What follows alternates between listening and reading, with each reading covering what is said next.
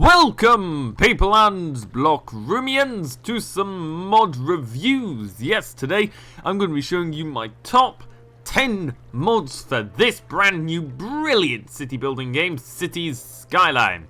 So all the links will be down below, and they are all Steam links as well, so you just go download them off the Steam Workshop, bung them in your game, and go have some fun. So the first one I'm going to have a look at is the Terraforming mod. Yes, the Terraforming mod actually allows you to terraform in-game. Now, some people might potentially see this as cheating, it's really up to you. But, in my opinion, I like this game just because, you know what, if I want to do something mid-game, well, you know, that mound there, I don't like that. So what I can then do is completely level it. This can be actually, believe it or not, quite useful later on in the game, especially as well if you want to level out a certain area and, you know, just do some little adjustments to your landscape. As you can see, there aren't a whole lot of terraforming tools, but there's enough just so you can actually mess around a little bit and do whatever you wanted to do. In my opinion, a pretty good mod. And then eventually, once you've done doing whatever terraforming mischief you've finished with, you just hit the escape button and all is clear.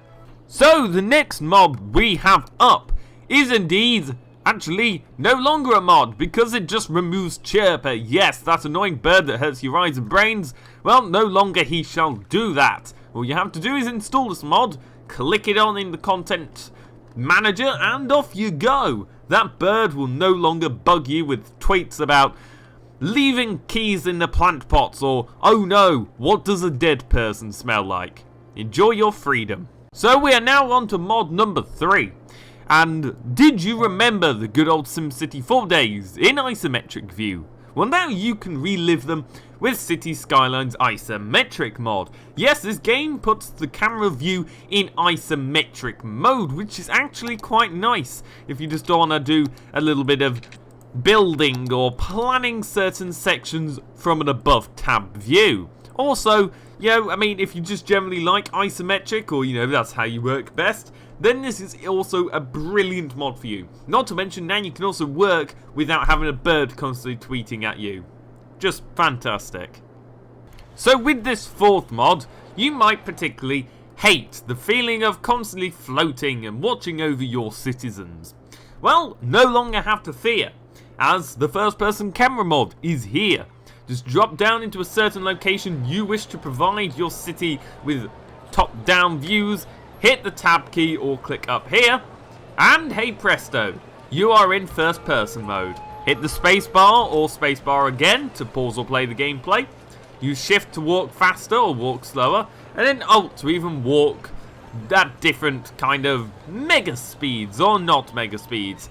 Quickly cross the roads in trying to make your own crossy road game. It's literally endless. The best bit I find about this mod is the fact that you can literally go down and have a look at your city. Heck, you're not even limited to the pavements. No, you can really be a bad city person and climb up the Maleris mountain. So literally, you can literally just become a mountain goat or a mountain lion, or not a bird or a godlike creature floating above your civilians. Go join them today with the first person camera view mod. Now, have you ever named something, a person, a place, a truck, and then wondered, hey, where did that go? Well, that's where number 5, the mod Find It, comes in. Yes, you use Control F, it opens up a little search box, and then you type in its name. So, let's go to Tesco's Smoke House, enter that in, and instantly you are at your local Tesco Smokehouse.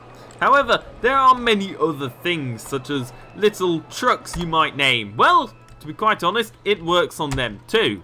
Let's just go in, for example, on this sports car. Let's name it a Lamborghini Superleggera. There we go. Whatever, you know, leave him for a few minutes, let him go free. Oh no, I've lost my Lamborghini Superleggera. No need to worry, all you have to do, well, you don't even have to pause the game. You just find it in Lamborghini Superleggera, hit enter, and it'll tell you the exact position of that car in its existence. Now what you do have to remember is if a person dies, a lorry enters a harbour, or the car just magically for whatever reason seems to disappear over its course of its lifespan, then of course you won't be able to find it. Destroy the building, you won't be able to find it. That's the only limit with this mod, and in my opinion, it's brilliant, because now I can find Tesco slaughterhouse, smokehouse, or any other form of different food making facility they have in my city. Now, as you might know, a lot of people slightly are a bit turned off City Skyline because of its beauty. But that's where this mod steps in. This is the Sunshafts mod. Now what this mod does, other than might slightly decrease your performance, is add in beautiful sun shafts. Yes, zoom into any building and watch as God's rays pierce straight through them tenement buildings right into your eyelids, causing you to go blind. Okay, maybe not the latter, but nevertheless, you'll sure improve the game's looks with these beautiful shines of UV radiation piercing through the sides of your buildings and through the smog of the city. Enjoy the view while you still can. So, coming in with mod number 7, it's basically build more tiles. Yes, this mod will allow you to buy more than 9 tiles. Now, I've got to give a warning here, because this won't actually, in a sense, help your performance. If anything, it'll help kill it off. All you'd have to do now is just zoom out and enjoy the more tiles while you still can, meaning you have even more space upon that more space of SimCities level. Yes, of course I can't buy them because I'm currently in a heavy debt, but when you do, you just hit the purchase button and off you go, enjoy your building. So, the next mod we have is indeed an auto destroyer. Yes, you saw it there. No need to worry now about all your buildings that are on fire or destroyed. They will now take care of themselves in a rather quick and orderly fashion. Exploding into dust is that key point here, because now you no longer have to worry about going around with your bulldozer toy just knocking down every single building that's been destroyed. Especially if you've had a large fire or some form of a natural disaster in the form of a tsunami wave, which I've had plenty of, then you no longer need to worry, because your building will just turn into dust. Pretty much like that one there. And in the next mod, we have the BorderCities configuration panel. Yes, what this basically does is allows a bunch of visual effects to be basically overlaid onto the game. So, you basically add all sorts of different stuff. You can enable certain bloom settings, so you can make stuff really dark or really bright. And I mean really bright. I mean, you want to make this look like the sun's literally about to hit, then you can. You want to make it not blurry, then you can. There's quite a few things you can indeed do with this. I mean, it's all up to you. And there are indeed a few different other ones to do. But basically, the reason why this one's a nice little one is because there are quite a few different effects you can do with this. Like, there are some which, like, increase the lines on it and everything like that more. But also the fact that now you can also have shimmering cities. Which, in my opinion, even though that one's fairly bright, you know, I mean, you just change it a little bit. Change down the intensity, obviously. I mean, you might want that. But compared to what it normally is, which is that, it now gives it a lot more of a bright, you know, glass reflecting kind of image to it. And in my opinion, I quite like that. Especially when you've got a Tesco smokehouse nearby. That's also useful. Now we are on to the final mod, which is quite a big mod. For those people who said graphics weren't very good in this game, you might have already been able to tell by the motion blur that's happening. No, I'm not having a massive earthquake, or your screen isn't having some form of refresh fit. Actually, if you hit F9 once you get this mod installed, it will automatically come up. You can change it to other things with Alt, Shift and Control added. But basically, this is a post-processing little mod. Now, there is also one active at the minute, which I'm just bundling with this. Bearing in mind, this might affect your performance. Called the Occlusion mod. Basically, what Occlusion does, it just adds depth and that kind of stuff with shadows. Well, that's what I'm pretty sure it does. But anyway, what this basically allows you to do is add little post-processing effects to those people who really do like it. Now, as I said, well, I don't know whether I said this before, I just thought that before, but this is actually fairly similar to the BorderCities mod, which I showed a few seconds ago, or a few minutes ago, depending on how long. You can indeed turn up stuff like bloom. It's not as great, and it's really mainly only on the glass. So if you're a fan from that, from SimCity, there you go. You can also change the threshold a bit, so you can make it literally look like gods entered the room. Or you can turn it down a bit just to have a bit more distinct. There's also lots of different stuff. I'm not going to go into everything here because I don't know what everything does here. I'm going to be honest. I didn't create this.